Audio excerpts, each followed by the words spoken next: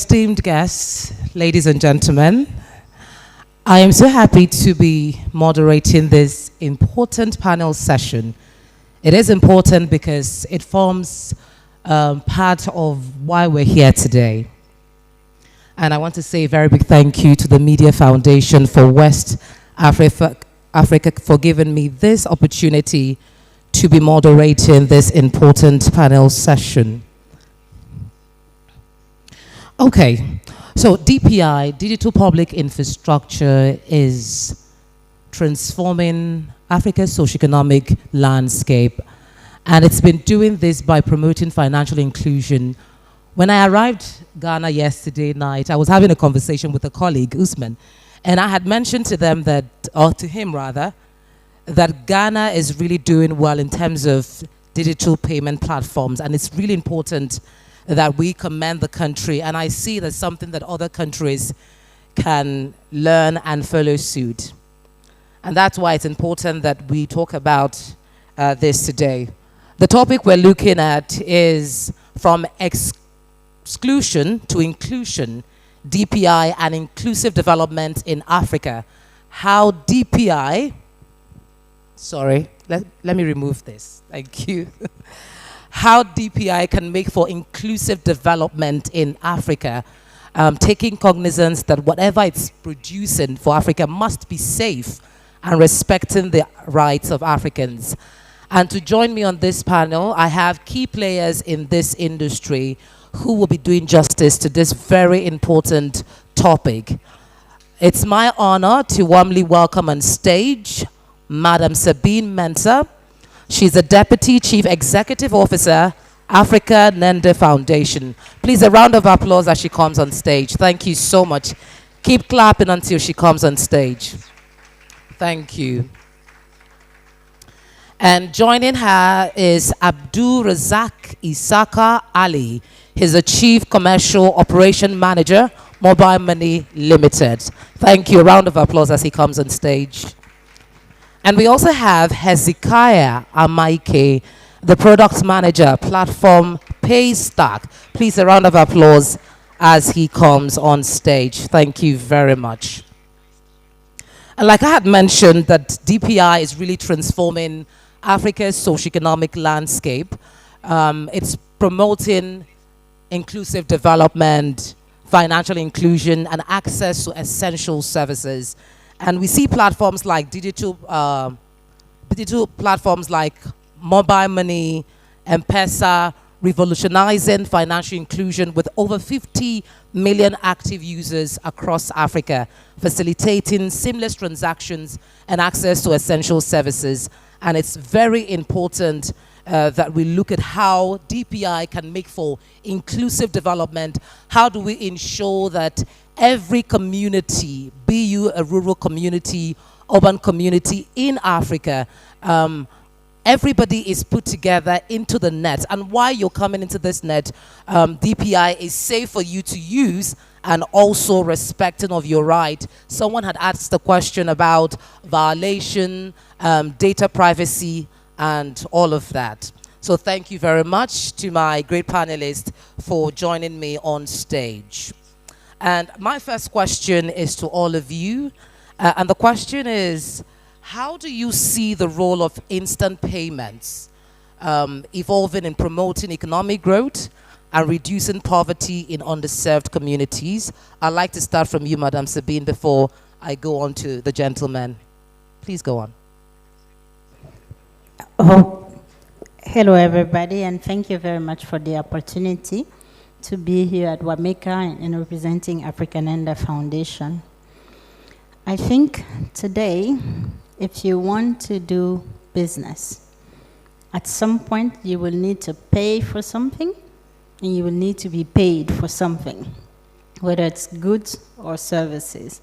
So therefore, an instant payment mechanism is important for you as a business owner, or as any of us, because throughout our day, we have to cater for what we need. Instant payment systems are critical in ensuring that you don't waste time for you to collect your money. You don't waste time for you to pay something, especially if that is an important ingredient into what you're going to produce at the end of the day and put it back into the market. But for these instant payments to truly be transformational for us in Africa, it is important that they are accessible to all. It cannot be just the privilege of the few. It's also important that they're interoperable. It doesn't matter with whom you do business, provider A, B, or C, as long as you have an account and as long as you have an instrument, the most basic mobile phone, you should be able to do transactions with everybody in the financial ecosystem. Bank to wallet, wallet to bank, it doesn't matter. And I would go even further. You should be able to do transactions not only within your countries, but cross-border with the rest of Africa, particularly in a format where we have the Africa Continental Free Trade Area, which ambition is to increase intra-Africa trade. So for me, this is what instant payment is needed for. Accessibility, affordability. It cannot be that expensive, because then why move from cash? You take cash from your pocket, you give it to me. It is that simple. So instant payment has to also be able to do that simplicity, be affordable, and provide additional benefits, distance. Because with cash, if you have to give me money and I'm in Burkina Faso, and if you have to walk to come to me, it's going to be a long time. But instantly, you can do it within seconds. So I think it is an instrument for inclusion, financial inclusion, but it's also an instrument that can help with economic empowerment by giving, people the ability to leverage finances where they need it. Thank you very much. Thank you. And to outdo, you play in the space. MTN is one of, or the leading network provider in Africa. I'd like to share your perspective to this same question that I asked Madam Sabine. Yeah, good afternoon to everyone. So I think, my colleague touched on a lot of the functional, the functional needs for instant payment. I want to talk a little bit in terms of also the, how should I say it? My CEO always says, provide financial dignity. That's what our main purpose is. When he says financial dignity, like in a way you think about it, like how is payment providing dignity, right? But it's providing dignity because it's giving people access to certain financial services that they would never have had, right? An example, right now some of the things we are thinking about is embedded finance, embedded payments, right? If you go to the underserved communities or the underprivileged, it's a lot of things that they need to buy that they can't afford in the moment of a transaction. How do we, through digital payments, digital finance, enable them to be able to buy and pay later, as an example, right? In that way, you are providing some form of financial dignity because at that moment, they are able to serve their need, right? So those are some of the things that I would say that if you think about digital payments in the future in terms of the underserved and then their privilege, the things that you want to be able to open up for these underserved communities, right? It's the ability to do things that they can't do with cash, right? It's the ability to provide some convenience, ease of use. As an example, right now, everybody's on USSD, right? That's the primary goal for transacting. But we all know USSD is cumbersome, right? So now we are thinking about moving everybody to the app. But how do you ensure you carry the underprivileged and the less privileged in society along the app journey when they don't have smartphones, right? Those are things that we need to be able to also facilitate, to be able to get people the access to be able to enjoy the benefits of what the migration to app with QR payments, with other forms of payment like NFC, etc., which increases the ease of making payments. So look, digital payment has come a long way. Right now, a lot of, I can give you stories of cocoa farmers, being able to get their money instantly, while in the past, they would have to go through a PC, a DC, like a different layers to be able to get their money. And before the money gets to them, part of it is lost in transit somewhere, right? And that's what some of these things are things that we've currently solved, right? Because people can receive their money directly from source. They can receive their money instantly, when they are delivering their goods or they are selling their goods. However, there is way more that we need to be able to unlock. because the digital financial inclusion goes beyond, for me, just payment, but also giving people access to other financial services. Thank you. Thank you very much, Abdul. Thank you. Hezekiah, so Paystack, how do you see the role of instant payment the evolving of instant payment in promoting economic growth and also helping those communities that are underserved? That's a lovely question. At Paystack, we always tell ourselves it's day one for every problem we attempt to solve. And you would always tell us or hear us say, payment should be as simple as ABC. Now, a lot of the times when I walk into stores and I see that they use one of our products and I see the ease at which they use these products, that's the first smile on my face, letting me realize, oh, what we're doing is actually gaining traction. But fundamentally, growing up as a child, one major thing I always heard in class was liquidity is the lifeblood of a business. And as Paystack, that commitment is something, again, that we commit to saying this is our day one. A business in Tema should be able to receive payments from a customer in China very easily. And as I will keep on powering these type of payments and ensure that the last mile of that payment makes its way across to those businesses. Now, even beyond, like you've also rightly said, it's not just capturing all the segments. And that's where the world of USSD comes in super handy. Ghana has done a tremendous job of financial inclusion with mobile money. And at the same time, as a PSP, it's up to you to give your business that is onboarded on your platform the availability of options, payment options. So at Paystack, we give you the option to use mobile money, USSD, Apple Pay, and that just captures everybody that you want. So I can be a business in Tema selling shea butter, and I can get a customer all the way in Dubai that's trying to make payments. And that's the ease. And at the end of the day, we're settling your funds instantly, and that helps you drive your business. Again, like commerce drives the world, and there's no other way to put it, but just taking us back to secondary school that says liquidity is the lifeblood of any business, so don't suck it up. It should be instant. All right, thank you very much, Hezekiah. From what you said, Paystack gives businesses that options that they need to make the decision they want. But let's stay with you. Help us understand what Paystack is, and also walk us through how Paystack has contributed to promoting financial inclusion in Africa. Okay, lovely. Paystack is a payment service provider that's currently in about 6 countries. And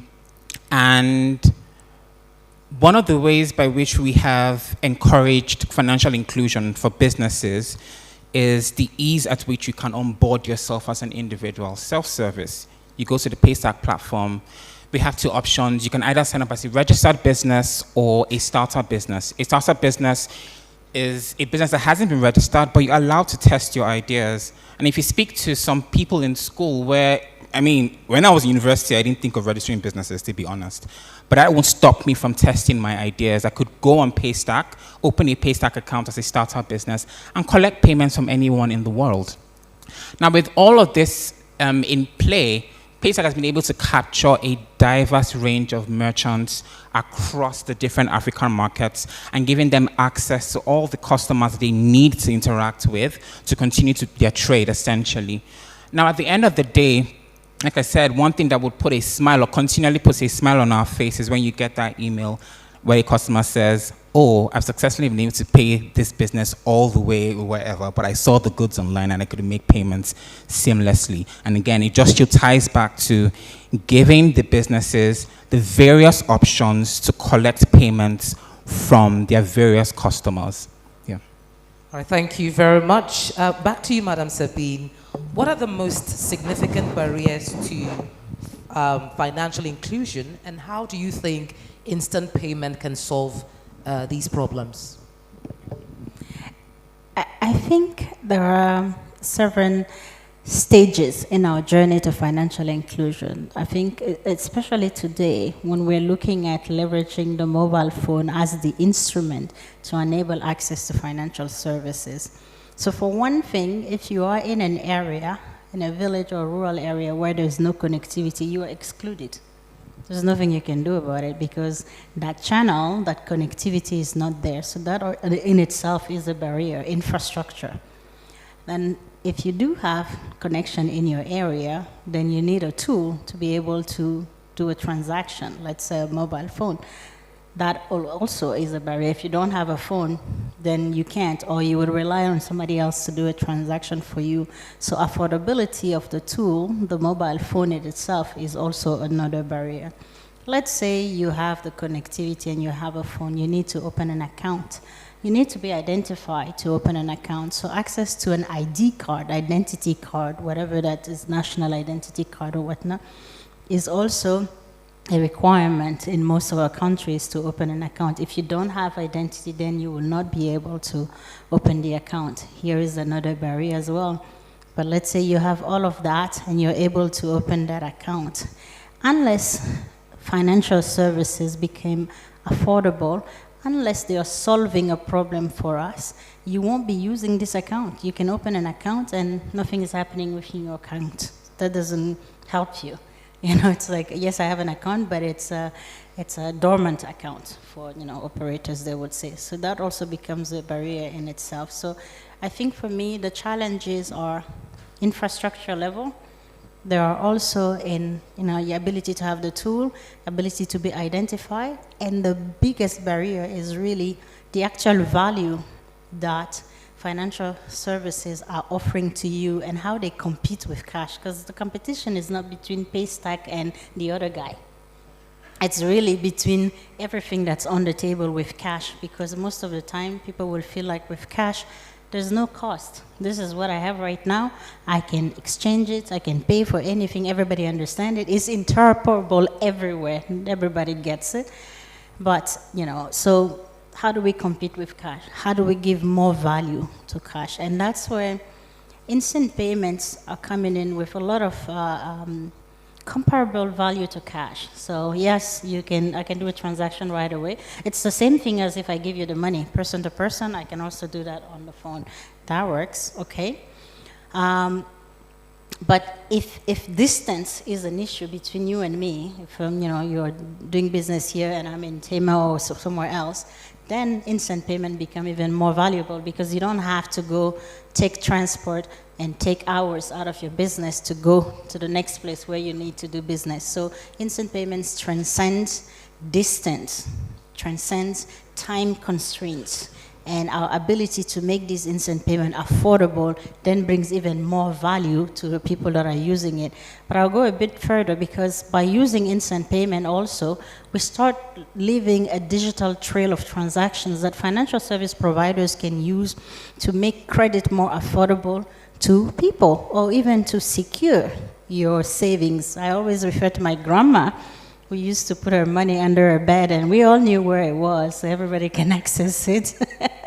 But I also learned from her that, you know, they had a savings group with women in her village, and then a microfinance institution digitized this process. So now, instead of putting it into that box with a key, hiding and somebody gets it, it's on the phone, they get notification, when they do their deposits. So they come together as a community, their savings are secure, and they were able to have access to lending as a group with the microfinance institution. That's the value of instant payment. It's giving you more than what you can do with cash, and enabling you to have more opportunities, and hopefully also help you, you know, move yourself out of poverty.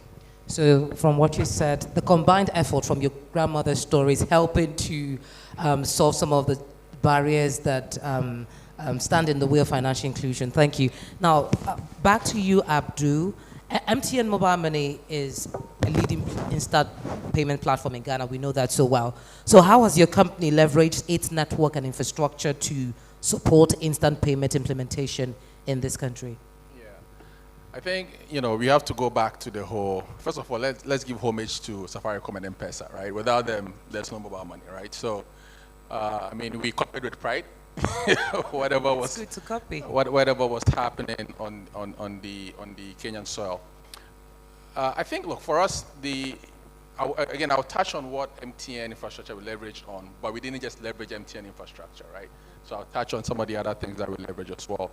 I mean, what MTN has, and I think, you know, we went through a lot of the enablers to digital payments, right? The mobile phone, the network, the accessibility, for example, in the initial stages, people wanted to see, how is electronic money cash. They wanted to see the cash out, as in, and we, when we did our advert, the famous line, "Sikana over here," because that was a question that customers were asking because they didn't trust the service, right? So I think for us, what we leveraged was, as an airtime distribution company, a telecom company, we had a lot of footprints. Right, we had footprint in terms of agent networks where people could go now to do deposits and cashing out. Right, so at the beginning stage of digital payments, you need people to be able to turn their cash into e-money. That allowed people the ease to be able to go to over 500,000 agent points that we have across the nation. Now, the other big thing, obviously, I mentioned the network itself, and then the subscriber base that the MTN business had. Right? And most of these guys, because of, again, the Ghana card or public identification, you had data on these customers to be able to easily onboard them onto the digital ecosystem, right? And that's one thing that you want to give the government credit for, right? The whole Ghana card agenda, we believe, has enabled and unlocked a lot of on the financial inclusion side from an identification perspective, which is one of the key enablers to be able to build on top the credit environment, the savings environment, investing environment. It unlocks a lot of things for a lot of people. So we've leveraged all of these things, but we've also leveraged the ecosystem that the fintechs have created, right? Mobile money won't be everywhere if not for the fintechs. And you go to a particular merchant somewhere, for example, let's use an example, Pizza Man, right? You won't see mobile money necessarily there, but you can pay with mobile money. There's merchant acceptance happening with Pizza Man because the fintech has onboarded that merchant, right?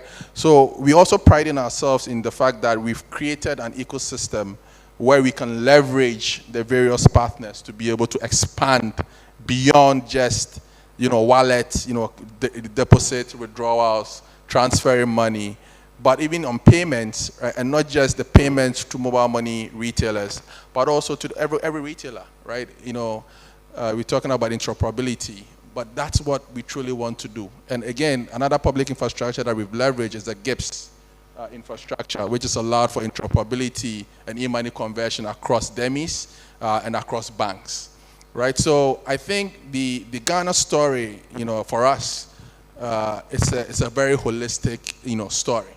We've been able to benefit from it, but we wouldn't have gotten here without leveraging all the various players in the ecosystem. Okay, right? And that leads to my next question. In leveraging all the systems you mentioned, have you had to deal with the issue of data privacy, data violation, and how did you solve it? Look, I think the key with, obviously we have to always make sure you are abiding by the various data protection laws, right? And that's something that we take very, very strongly and stringently, right? And to be honest, our size does not allow us to make any lapses on data privacy, right? The Bank of Ghana is our doorstep every single time, trying to ensure that we are keeping customer data safe. So, look, we have one of the most robust systems we have with the Ericsson wallet. We have some of the most secure data and transaction processing systems in the world, and we pride ourselves in that. So, customer data, to be honest, it's safe and secure with mobile money. All right, thank you. A question for Madam Sabine before I come to Hezekiah. AfricaNenda Foundation annually publishes the State of Instant and Exclusive Payment Report. How do you measure the impact of these instant payments, and what metrics do you use? That's a tough question that we had to ask ourselves when we started in 2021. We hear a lot inclusive. How do you measure that inclusive component in instant payment structure, especially when you are talking about infrastructure? So we struggled with it, and then we came up with a framework in terms of looking at it from 3 lenses. One being from a consumer side, what does inclusivity mean? Another being from a provider side, what does inclusivity mean? And from a regulator side also, what does inclusivity mean? So for us, we figured the most basic level you have to do what cash is doing in the ecosystem for a consumer. And with cash, what can I do? I can pay for goods and services, or I can give it to you. So P2P, P2B. In this case, your digital or instant payment has to do that. And then with cash, because if we are in the same country, the currency, you can give it to everybody. So you have to make sure that on the digital rail, the most popular channel is available. And in our case in Africa, it's mobile. So we think that basic inclusivity is when the instant payments can enable you to do a person-to-person transaction and a person-to-merchant buying it, and if mobile is a channel that's enabled in the country. But if you're basic, you haven't done much, because for me, living in a cash economy, you need to convince me to go to digital. There has to be more value than that. So the second level of, in our framework of measuring inclusivity is what we call progress level of inclusivity. Now, at that level, the regulator comes in, and interoperability is actually happening in the ecosystem. Whether you have a bank account or a wallet, doesn't matter. You can move money from a wallet to a bank to a microfinance account, any account in the financial ecosystem, as long as you as a consumer, you have one account, you can transact with everybody. So interoperability becomes key in that ecosystem. So is the ability for any type of provider. So that ecosystem should not just be for the banks to be able to interact, but also the fintech, like you'd mentioned earlier in the discussion with the two co-panelists. So fintechs, banks, microfinance institutions, so all licensed payments provider should have access to the instant payment rail. And then the last thing in that framework is that the central bank is playing a key role in the governance of the system and is prioritizing financial inclusion goals. So that's where it's mitigating between the private sector, focus on enabling business for them, which is right, it's okay, we have to have sustainable businesses, but it puts in place a national financial inclusion strategy that becomes the basis for the instant payment and the participants in the instant payment to really thrive and compete and bring costs to the lowest level possible and make sure that accessibility, the network in the areas are all available so that it is accessible to all, it is available to all, and it is affordable enough for all to use. The last stage for us in our inclusivity framework is what we call a mature level of inclusivity. Now at that level, the instant payment rail, the digital is doing so much more than with cash, because with cash you can perhaps pay somebody and then give money to somebody, but in the mature ecosystem, all transactions, so government payments to you and your payments to government, business payment, entrepreneurs and traders that are doing business are enabled, person-to-person transactions are enabled. So everything that you can do with your money, you can do that with one phone and one instant payment rail. So that's one piece. The second is we recognize that we are in a digital world and that fraud is becoming an increasing issue. So in that mature ecosystem, there should be rules that are very clear in terms of consumer recourse. If there is a problem with a transaction, or if there's been a fraud with my account, there should be very clear recourses for me as a consumer to know to whom do I complain, how do I make sure the complaint is registered, how do I know when it's resolved, and who is going to reimburse me because this was a fraud and so forth. So working with the regulator to ensure that there is consumer recourse mechanism is key. And then the last point in a mature ecosystem is typically the providers wouldn't be making money on your payment. They should be making money on value-added services. So that mature ecosystem brings the lowest, if not even free, services to you for the most basic payment, and then they make money on orders. So this is how we've been able to evaluate inclusivity. And every year, you're right, we collect information and we put together the state of inclusive instant payment system. And last year in 2024, we found out that there were 31 instant payment systems live in Africa. 28 of those were country-level systems, so at the domestic level, like GIPS.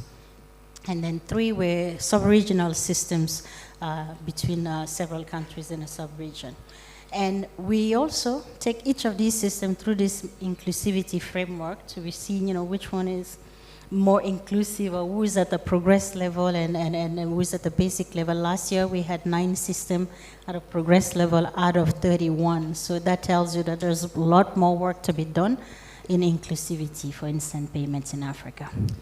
All right, thank you very much, Sabine. That was really insightful. Hezekiah, DPI, how do you see DPI making impact in reducing poverty and promoting economic growth in Africa? Okay. That's a really good question. And when I think about DPI, what comes to mind is the day-to-day infrastructure for a business who needs to transport from point A to point B. DPI is that infrastructure that allows you move those goods. Is it good roads? Is it easy accessibility to warehousing? But when it comes to instant payments, it takes us back to something that she initially said about the ease of access to internet services. Even as a fintech, when you're building, are you building to capture even people who don't have access to the internet? That's where USSD comes in handy as well. Another thing that's also popped up ever so often, and props to the BOG for this, is there's a sandbox environment that allows people to test their ideas. Yeah. Now, even as Paystack, similar to what I said as well, where we give you that avenue to create a startup business. You don't need to have all the information available, because we know that at some point you might have some blockers getting your registration documents, signing up as a business. Now, you can sign up and not have these details and have your ideas running and not lose access to those customers, because we're very well aware that when it comes to DPI, there's still some gaps here and there that might obstruct you as a business to sign up easily. Yeah.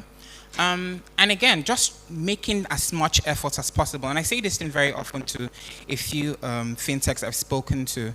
It goes beyond just competition. It's more collaboration. And when you collaborate, then you can even begin to aid more services that even support DPI in a way that you capture more people into the market, and then just leads to healthy competition because innovation thrives. Yeah.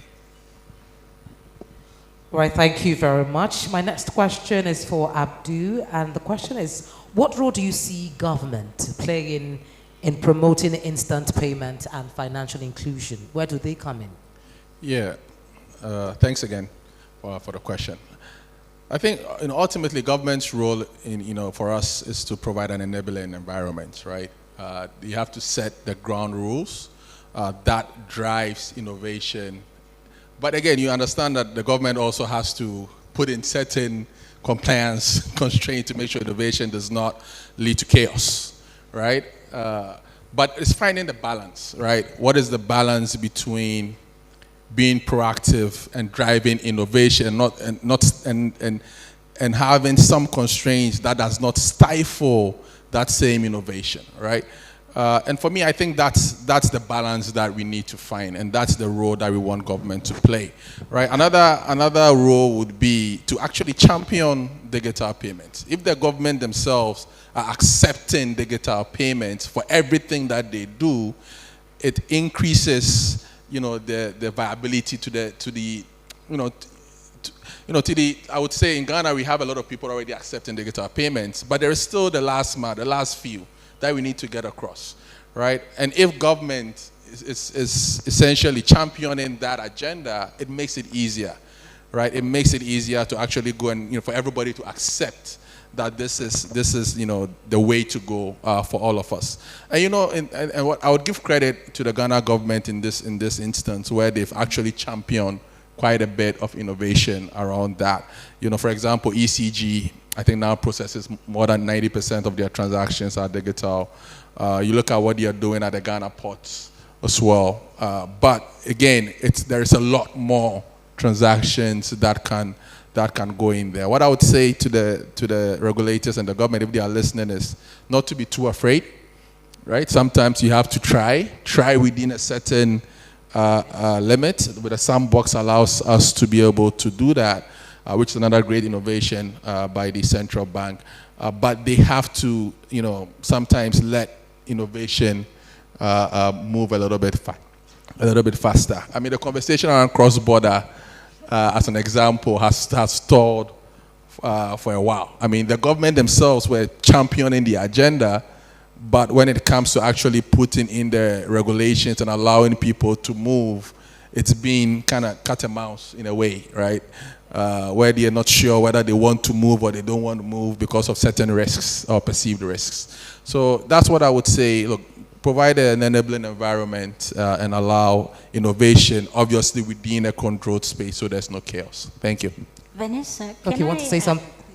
Yes, I was going to say also, recognizing that in our countries, governments are the biggest payer and the biggest payee for collector as well. So I think governments can play a catalyst role by digitizing payments. They can enable, for instance, I think the last Findex said that social protection payments, by digitizing that, they were able to bring 850 million people open their first account in low and middle income countries in 2024 because governments digitize social payments and their payments. So that's a great incentive that governments can pay. And I give you an example where I went to Malaysia one time and I saw a sign. I went in and I bought some food and it said, if you're paying cash, you will pay an extra 5%. So the incentive to discourage cash payment was to discourage cash and really digitize everything because of the benefits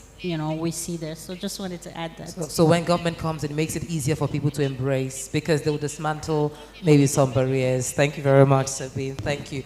Now, Hezekiah, Paystack as a fintech player, what sort of regulation would you want to see that will push financial inclusion to the next level in Africa? I wouldn't deviate so much from what Mr. Abdul has said because it really captures the whole thing. We had a conversation earlier. And it's just that angle of don't be afraid. Where we've gotten to today is because people wanted to experiment with things. Now, AI has gone far because people are experimenting with things. They've created an avenue for sure with the sandbox, but sometimes even the ease of entry has some gray areas where it's like, oh, what do we do? And then some businesses just can't practice or bring their ideas to life. So essentially, from a fintech standpoint, people will always come up with ideas. And I like what you said, where we're competing not just with other fintechs, but also with cash, which is what people have gotten used to, and at the same time, trust.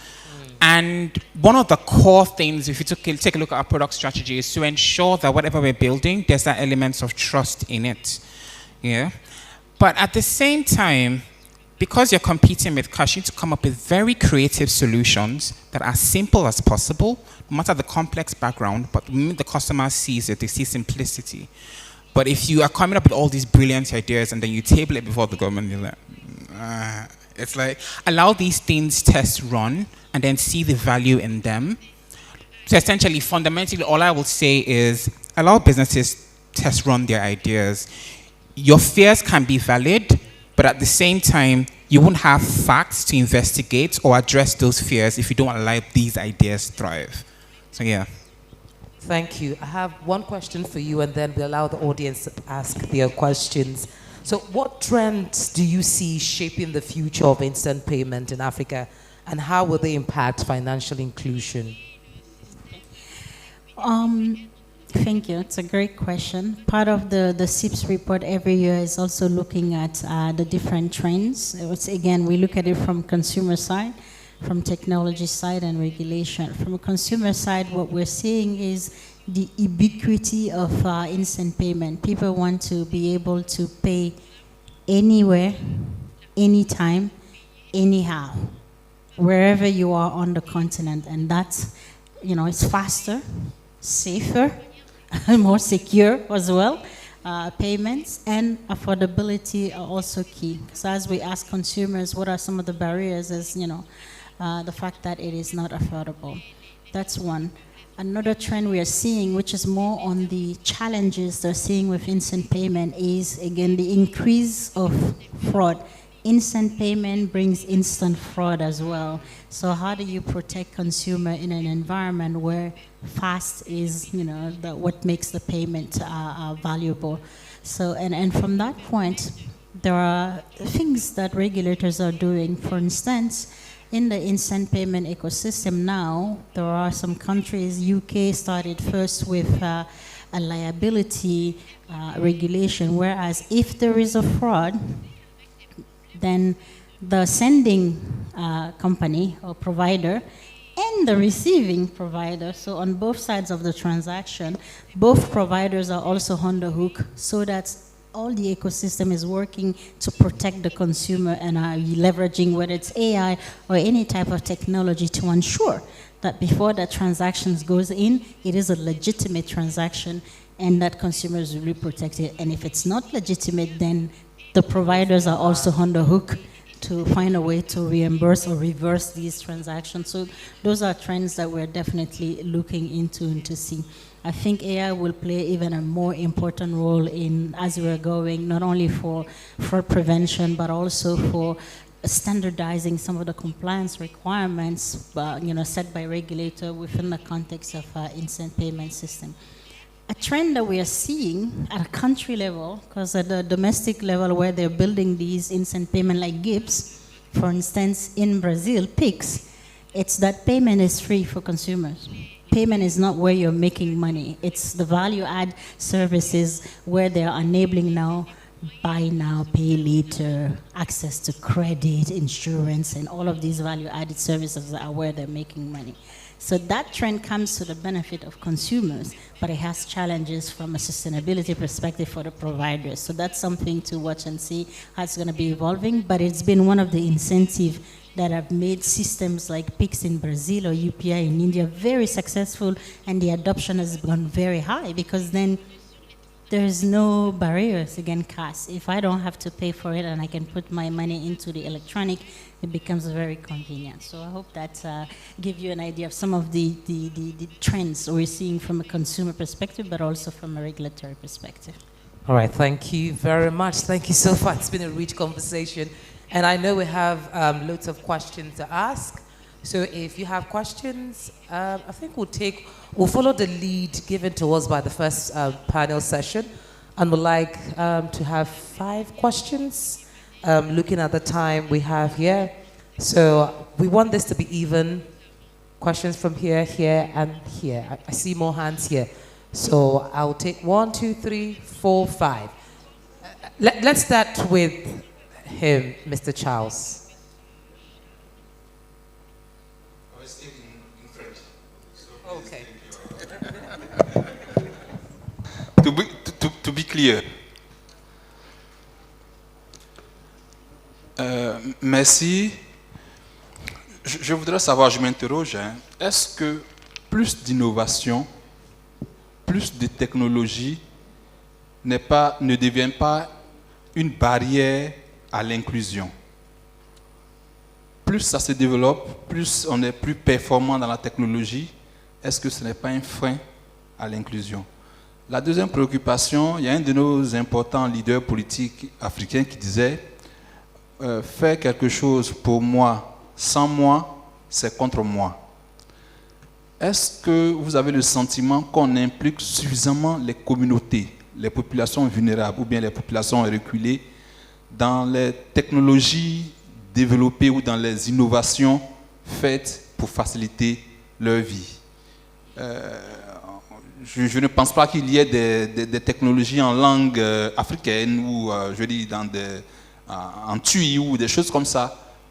Donc pour moi qui ne comprends pas anglais ou qui n'a pas fait le niveau basique, je suis un peu perdu. Donc ce sont mes 2 préoccupations rapidement que je voulais soulever. Merci. Okay, you can answer. Yes.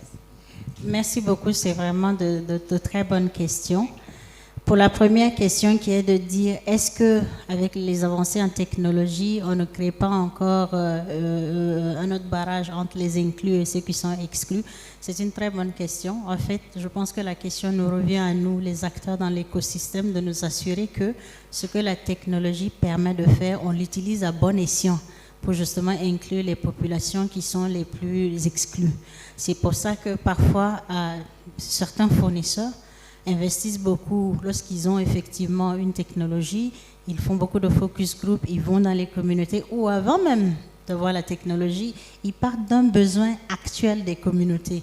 Quelles sont les barrières, les défis que ces communautés-là rencontrent avec justement l'utilisation de la technologie et créer maintenant des services pour pouvoir offrir ces services-là.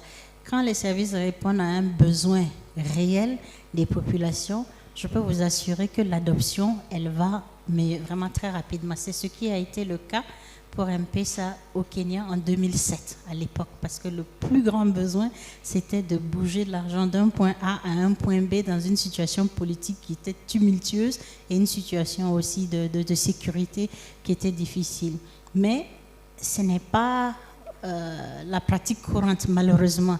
Donc il faut vraiment qu'il y ait des efforts qui soient faits dans ce sens-là pour que les populations les plus vulnérables puissent utiliser ces technologies-là à bon escient. Je pense que les gouvernements, les régulateurs peuvent mettre des incitations en place pour le faire. Maintenant, vous avez... I'm sorry. peut mettre des incitations en place pour pouvoir inclure la plupart des populations. En tout cas, c'est ce sur quoi nous, AfricaNenda, nous travaillons, parce que nous disons que les systèmes de paiement instantanés sont bien, mais ils sont meilleurs lorsqu'ils sont inclusifs et ils permettent à la majorité, à tout le monde, de pouvoir les utiliser. Je pense que la deuxième question que vous aviez posée, c'était par rapport à... He was talking about engaging vulnerable people and having it in the local languages. Sorry? He was talking about engaging the vulnerable, ensuring that they're included by using local languages. Yes. Il y a des systèmes, enfin, je reviens en arrière, la technologie est un catalyste, elle permet de faire beaucoup de choses. Et il y a des systèmes qui permettent de traduire tout ce que nous faisons là dans toutes les langues possibles. L'intelligence artificielle amène justement ces facilités-là. En Inde, par exemple, il y a des systèmes qui sont bâtis sur les langues nationales indiennes et qui permettent justement, avec le téléphone, même dans le paiement, d'utiliser le visuel. Vous savez, l'argent, même ma grand-mère à moi, elle ne parle pas français, elle ne sait pas écrire, mais elle utilisait son téléphone, me demandait d'envoyer de l'argent tous les jours, chaque fois qu'elle en a besoin. Mais visuellement, on peut montrer les billets et faire un parcours client qui montre à quelqu'un visuellement comment faire une transaction. Et on utilise aussi l'audio en langue naturelle et ça se passe. Donc la technologie permet de le faire. Je pense qu'il faut des incitations aux fournisseurs de services qui investissent plus dans ce genre d'initiative pour permettre une inclusivité qui va amener tout le monde et ne laisser personne de côté dans cette transformation numérique. Thank you very much. I hope she did justice to that question or the question. You want to add something? Please I want go to on. add on the second question, right? So one thing, like, so an example is, you know, we've explored the idea of like a key USSD. And one of the things that came out, like we did a focus, people actually that don't speak English can't also read key. Like they can speak it, especially in Ghana, but they can't read it. So that was one of the biggest challenges we had, that the local dialects are spoken more than written, so they can't read it. So one of the things that we looked at, and there's a channel that we actually currently have, is an IVR channel, where you can actually perform transactions through just talking. Like you talk and you go through the commands, and then it performs a transaction for you. It's not widely known because that's not the most used service, but it's something that we currently have. Hezekiah, you want to respond to? Okay. So just to chip in real quick, which is something he also pointed to, when we build products with technology, we don't build it in silos. You have conversations with the people you're building these products for. Because at the end of the day, you're trying to solve a problem for people by people. So you get them in a room, have a conversation, have prototypes, put it in their face. Every product you see with every PSP in the market, best believe somebody sat down together with the customers and asked questions. Does this solve your problem? Does this address your pain points? So yeah, technology will not end up being a barrier because you're carrying the people you're building these products along the way. Thank you. Please, the next question. Okay, go on. Merci. Mon prédécesseur a marché sur ma langue, comme je pourrais le dire. Parce que ma deuxième question, c'est ce que je voulais poser. Le manque de sensibilisation, en fait. Il y a des choses qui sont faites et les gens ne sont pas informés. Donc, du coup, ma question a été prise en compte. Merci. Je dirais que c'est peut-être pour ça que nous sommes là, à WAMECA, le rôle crucial que jouent les journalistes, les médias sur l'amplification des messages, sur la sensibilisation des populations par rapport non seulement à ce qui est disponible sur le marché, ce que la technologie fait, mais surtout comment l'utiliser à bon escient et comment se protéger aussi lorsqu'il y a des risques. Thank you. The next question? Okay, please hand him the mic. Merci. Je voudrais parler en français aussi. La question d'inclusion. Il y a une forme d'exclusion à mon niveau. Aujourd'hui au Bénin, je suis Lucrèce Quenom, chargée de partenariat projet ORI. Dans le quotidien, nous avons des jeunes qui vont vers des populations vulnérables qui sont un peu plus dans les zones difficiles d'accès pour leur faciliter l'enregistrement, l'identification. D'une part aussi, la majorité des programmes, ils envoient des fonds à des personnes qui sont vulnérables et généralement ces personnes sont vraiment dans des zones difficiles d'accès, très loin de la ville.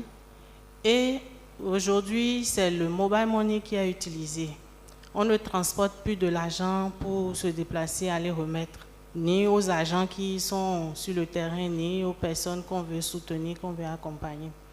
Mais le gouvernement béninois a exigé que toute personne, avant d'avoir un numéro de téléphone, doit avoir un identifiant unique, le numéro personnel d'identification qui est relié à son numéro de téléphone avant de pouvoir accéder au transfert monétaire.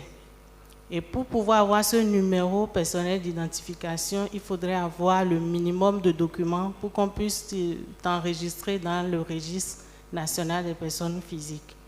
Et ça exclut certaines personnes qui n'ont aucun document.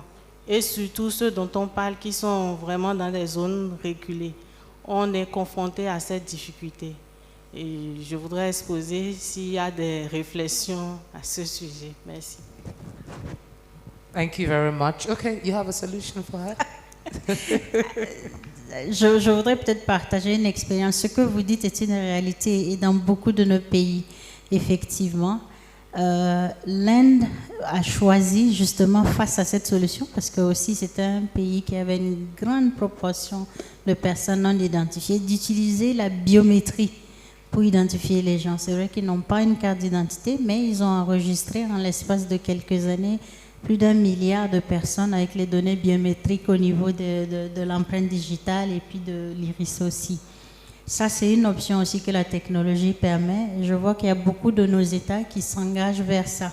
Lorsqu'on sait qu'il y a des difficultés pour avoir les pièces d'identité, c'est d'utiliser peut-être la biométrie comme une option qui permet d'identifier déjà tout le monde. Avec ça, au moins, voilà, c'est unique à chaque personne. Mais pour mettre ça en marche au niveau technologique, au niveau d'un pays, ça peut prendre des années, ça peut prendre beaucoup d'investissements, mais ça, c'est potentiellement une solution.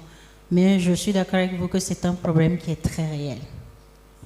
Do you have a solution? Okay. Please. Thank you very much. My question is, I could see many digital financial platforms emerging as a result of this financial technology.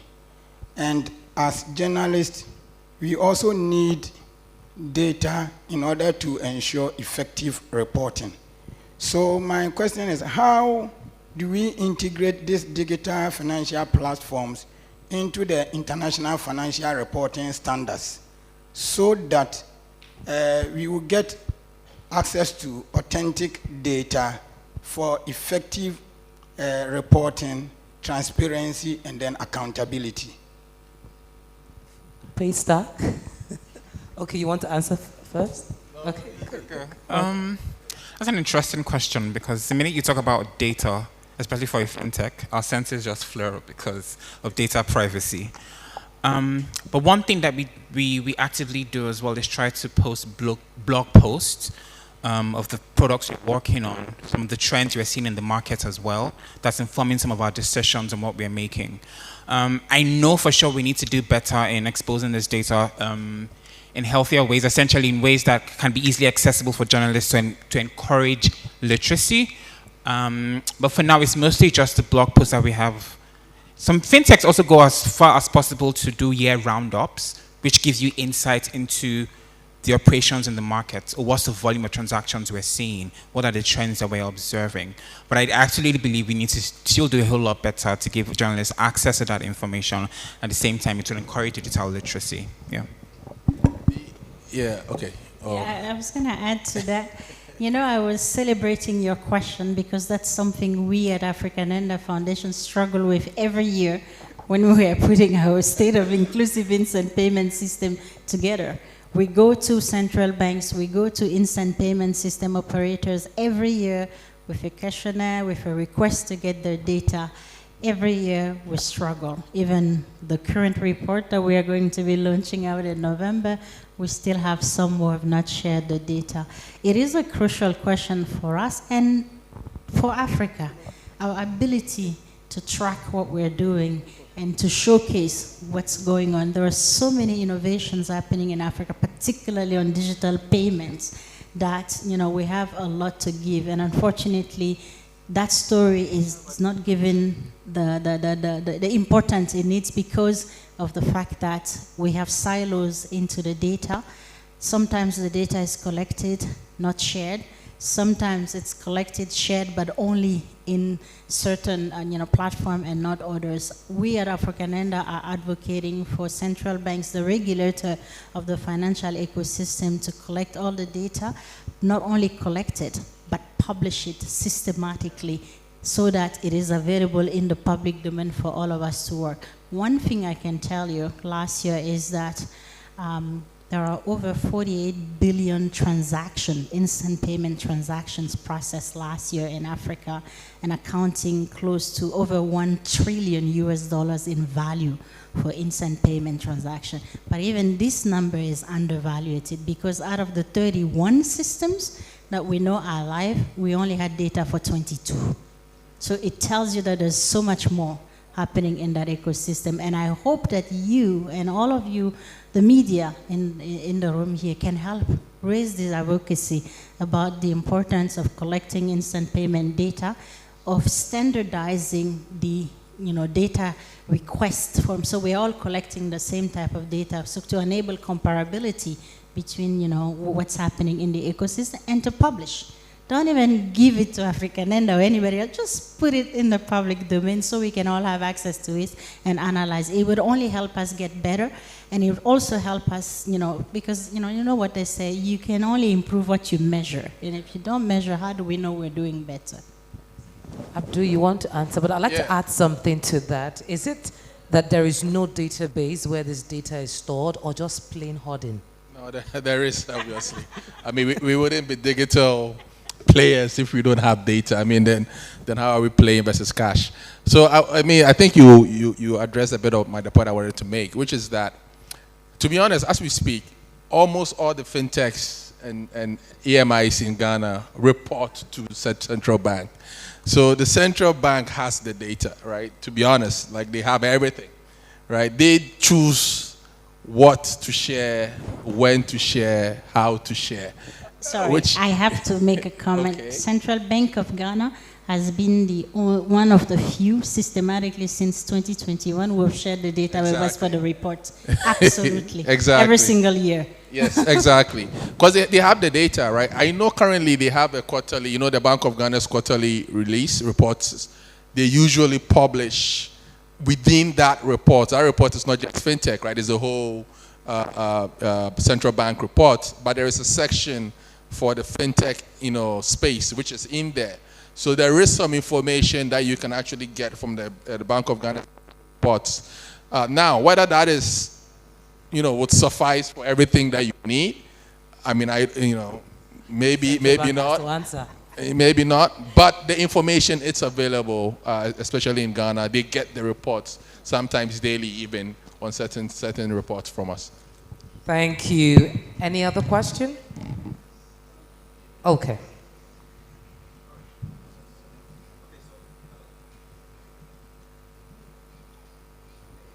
Yes, hello. Okay, so my question is very simple. It's to do with inclusion. And most of the time when we hear inclusion, right, it has more to do with people having access in terms of they having access to gadgets, they having maybe internet connectivity, other things. But I also feel that some of the fintechs also overlook persons with disability who also need some inclusion. Most of the time it's been that you allow everybody to be on board, then after they've all come on board, you try your systems and see whether you can access. If you can't access, then you complain. But I think that it should get to a point where most of these fintechs, when they are doing their focus group discussions on how they bring the products on board, they especially take on board, say, persons who have sight challenges. Because some of the reports that we've done from the DPI fellowship points to the fact that there are so many persons who are having systems that they can use to read on their phones, but there are apps that are available, and even sometimes the USSDs, the timeout time is so quick that most of them are unable to do transactions. So then what happens is they have to give their phones or their devices to other people to help them, and they've gotten robbed several times. I've been a victim before. So I think that inclusion should also find a way of bringing some of all these people on board. And I think that AfricaNenda too, I commend Sabine a lot. We worked on a lot of her reports in our DPI fellowships, and it was very useful, the SIIPS reports. Thank you very much. Thank you. Do you have a response for him? It's less of a question and more like an advice and contribution. Yes. And this is duly noted, which when I answer the question about like how we build and like gathering people together before you make a solution available, I think that's an overlooked group that most of us for the wrong reasons just don't look at. But yeah, it is definitely duly noted. And I think that is also the huge angle where IVR is coming super handy to capture these types of markets. But yeah, a lot of investment definitely needs to go into capturing the disabled society. But yeah, that's noted. I think the only thing I want to add, and to his point, is like, for example, like for us, what we've been thinking in our heads is that we have the IVR channel, but we have not done enough to educate people on it and to promote it and put it out there. Right, because how many people that need it know about it, right? And that's sometimes also things that we need to do beyond just having the technology, making sure people know about it and actually avail and use it. And that's something that we need to do better at. Thank you. I saw a hand over there. Do you still have the question? Ok. Oui, merci beaucoup. J'aimerais abonder un peu dans le même sens que la question de mon prédécesseur. Moi, je suis journaliste béninois. Dans le cadre du programme de bourse de journalisme sur le numérique de la Fondation, j'ai eu à réaliser un article sur la demande, en tout cas, bon, au Bénin, à l'Université nationale, on a digitalisé l'inscription dans cette université-là. Donc, on a remarqué un peu qu'au niveau des personnes en situation de handicap, c'était vraiment un plus, parce que ceux qui avaient des handicaps moteurs et qui ne pouvaient pas se déplacer, c'était vraiment un plus. Ceux qui étaient des malvoyants, aussi cela leur permettait d'accéder facilement à cette inscription-là sans beaucoup de difficultés diverses. Mais ce que moi j'ai remarqué en fait dans mon reportage, c'est que malgré qu'ils ne pouvaient pas se déplacer, ces étudiants avaient quand même beaucoup de difficultés à utiliser les appareils. Effectivement, comme l'a dit mon prédécesseur, bon, il a déjà tout dit, mais moi, précisément sur l'aspect de la biométrie, est-ce que la directrice d'AfricaNenda pense que la biométrie peut être une solution pour faire participer davantage les personnes en situation de handicap au processus de numérisation de l'administration? Merci. Thank you. That was more of a contribution, but There was a question also. J'allais dire, ça c'est une question très compliquée, monsieur.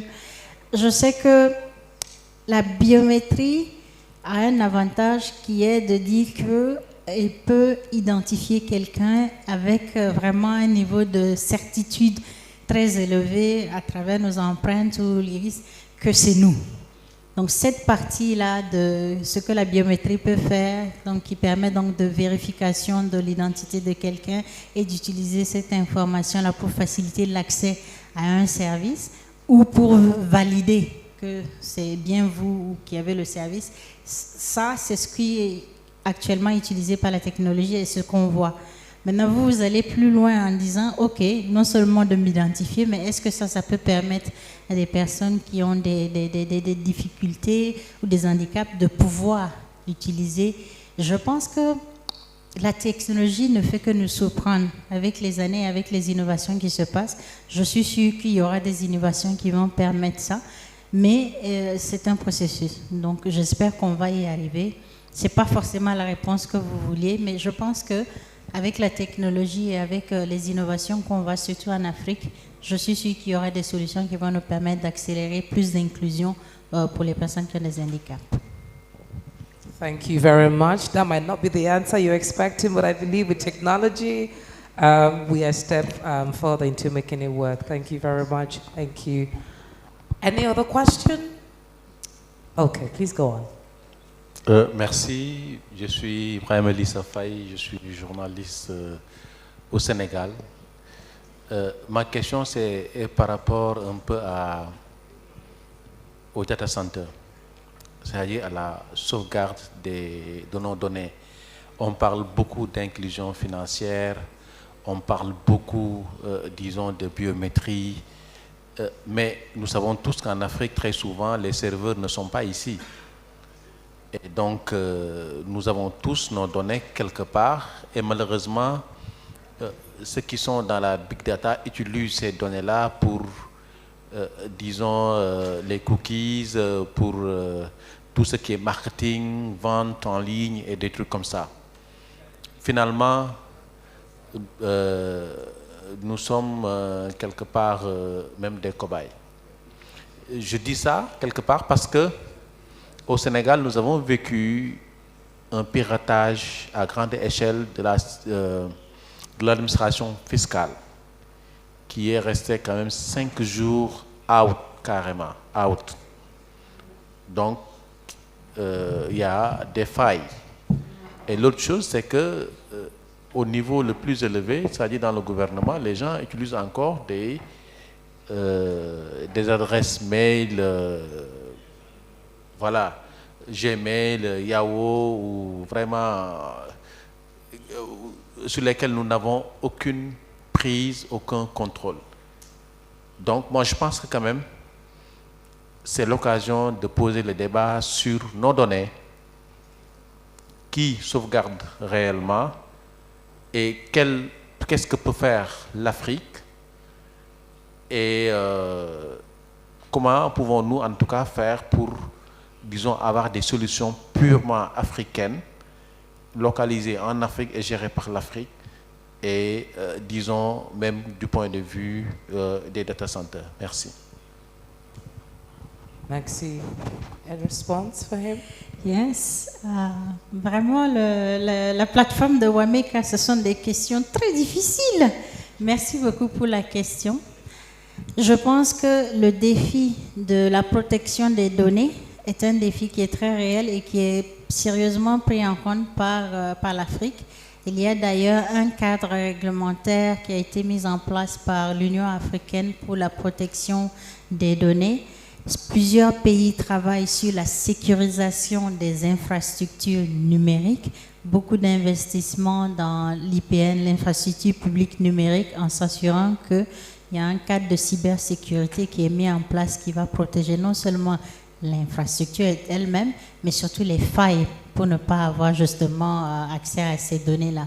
Il y a aussi une tendance qu'on voit au niveau général qui est de dire que mes données à moi, en tant qu'individu, je devrais avoir la possibilité de pouvoir donner l'autorisation avant que quelqu'un utilise mes données. Donc il y a de plus en plus des cadres sur le open banking qui me permettraient moi de dire que à la FinTech A, je vous donne l'autorisation de consulter mes données bancaires pour pouvoir me donner des services qui sont les plus en plus appropriés. Le risque est réel, la technologie augmente et de plus en plus, C'est vrai que, bon, on voit des hackers, mais ça, c'est comme toute nouvelle technologie. Moi, je pense que là où on a besoin de vraiment faire le plaidoyer, c'est de voir dans quelle mesure nos pays regardent l'investissement dans la souveraineté numérique, de pouvoir nous-mêmes prendre en charge ces infrastructures-là, de les sécuriser, et l'investissement dans nos talents. Il y a une jeunesse qui va de plus en plus numérique, plus en plus innovante, qui justement, si on investit dans la formation sur ces divers aspects de risques que le numérique appelle, on va avoir de plus en plus de ressources qualifiées pour pouvoir sécuriser nos investissements sur le numérique. Mais c'est une question qui est très réelle, sur laquelle je pense que le monde en général et l'Afrique cherchent des solutions. Moi, je suis rassurée et optimiste dans le sens que, comme je dis, il y a déjà un cadre pour la protection des données personnelles. Il y a aussi un cadre qui est en train de se mettre en place sur l'intelligence artificielle et comment l'utiliser pour sécuriser justement nos infrastructures. Donc, c'est un aspect qu'on observe de près. Thank you very much. Thank you. Any response from the gentleman? All right. I want to believe that that's the end of the question. Thank you very much. I sincerely want to appreciate my panelists. You've done justice to this very important topic, from exclusion to inclusion, DPI and Inclusive Development in Africa. Thank you very much. The Deputy Chief Executive Officer, AfricaNenda Foundation, Madam Sabine Mensah, thank you very much for your time and the insightful conversation. And also the Chief Commercial Operations Manager, Mobile Money Ltd, Abdul Razak Isaka Ali, thank you very much.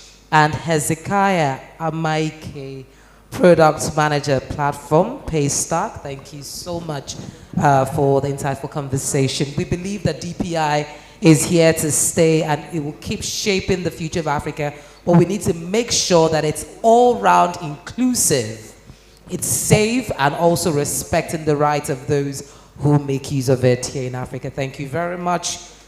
Vanessa, Ukamaka, Richard Bassey is my name. Thank you.